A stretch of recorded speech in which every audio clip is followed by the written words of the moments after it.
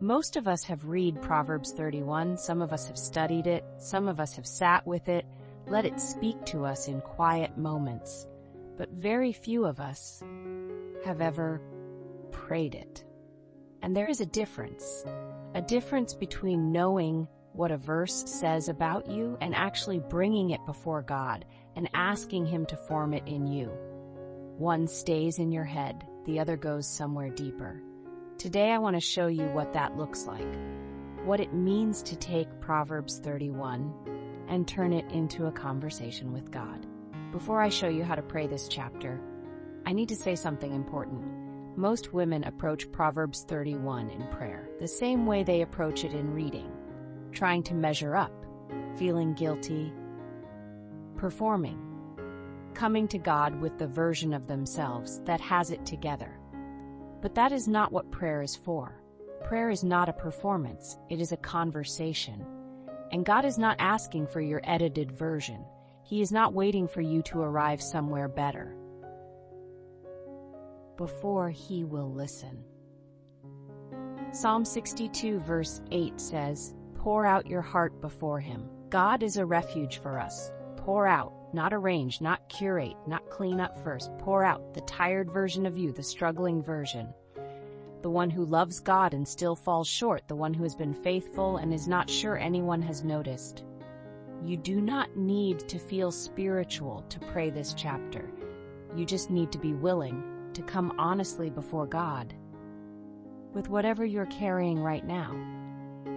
That is enough. It has always been enough. Now I want to show you something about the order God chooses. The prayer book for this series opens with Proverbs 31 verse 10. Worth.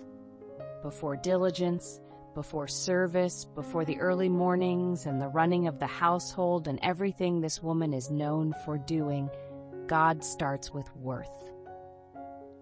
The very first prayer in the book is not a prayer to do more. It is not a prayer to be better. It is a prayer to receive what has already been given. Isaiah 43 verse 4 says, "You are precious in my eyes and honored, and I love you." That is not a verse about what you have accomplished. That is a verse about who you are to the God who made you. And the prayer that flows from it sounds like this: Lord, teach me to live from worth instead of chasing it. Help me serve from a place of security instead of exhaustion. Remind me that my worth was never something I could earn or lose in a single day.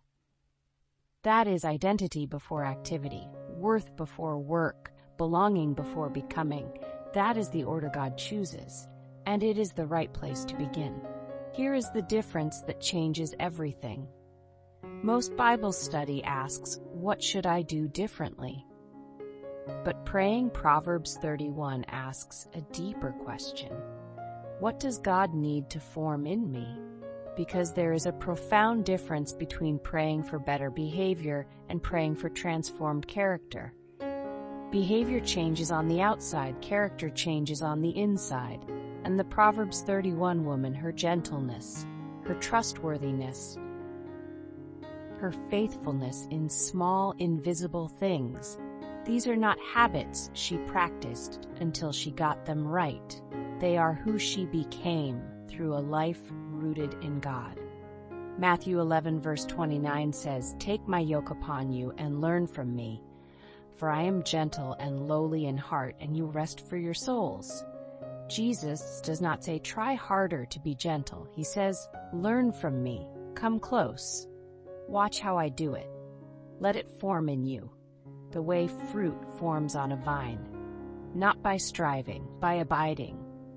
And so the prayer becomes, Lord, form in me a gentle heart, not a heart that is soft in the wrong ways, that refuses to speak truth or set limits, but a heart that carries strength without harshness, that stands firm without becoming cold.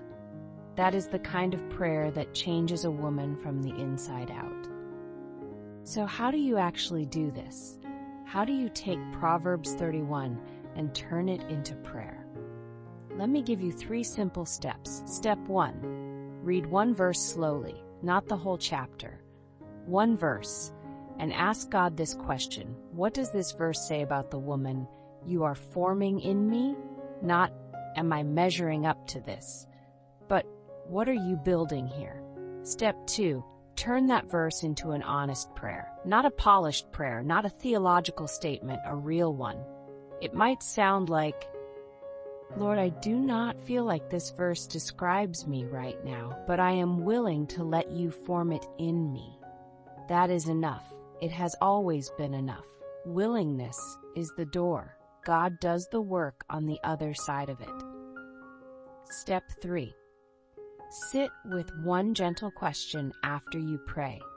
Not a performance review, not a list of everything you still need to fix, just one question. God, where are you working in me right now? And then listen, because formation happens in the listening as much as in the praying.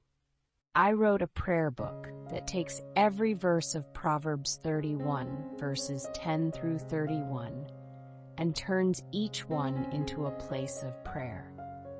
Not a place of evaluation, not a performance review. A place where you can be honest with God about where you are, what you are carrying, what you are struggling with, and what you need from Him. Some of these prayers will comfort you, some will challenge you gently, some will name things you have been carrying quietly for a long time, and give you permission to finally bring them to God. Because that is what prayer is for. You do not need to be further along to use this book. You do not need to have your life in order. You do not need to feel spiritual. You just need to be willing to come honestly before God with whatever you are carrying right now. The link is right below this video and in the pinned comment so it's easy to find. Before you go, I want to pray something over you. Not a prayer you need to repeat, just something I want to speak over your life right now. May the Lord strengthen what He has been forming in you. May He quiet what has long been troubled in your heart. May He heal what has been wounded in your life. May He steady what has felt fragile in your spirit. May He clothe you with strength and dignity. May your words carry kindness. May your life bear fruit that remains. May your hidden faithfulness be seen by God and never wasted, and may you keep becoming the woman God is forming you to be. Not all at once, not perfectly, but faithfully, gently, and held by grace every step of the way.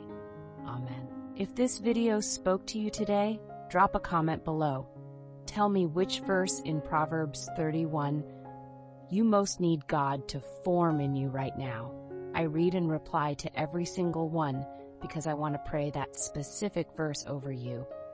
Subscribe so you do not miss the next video in this series.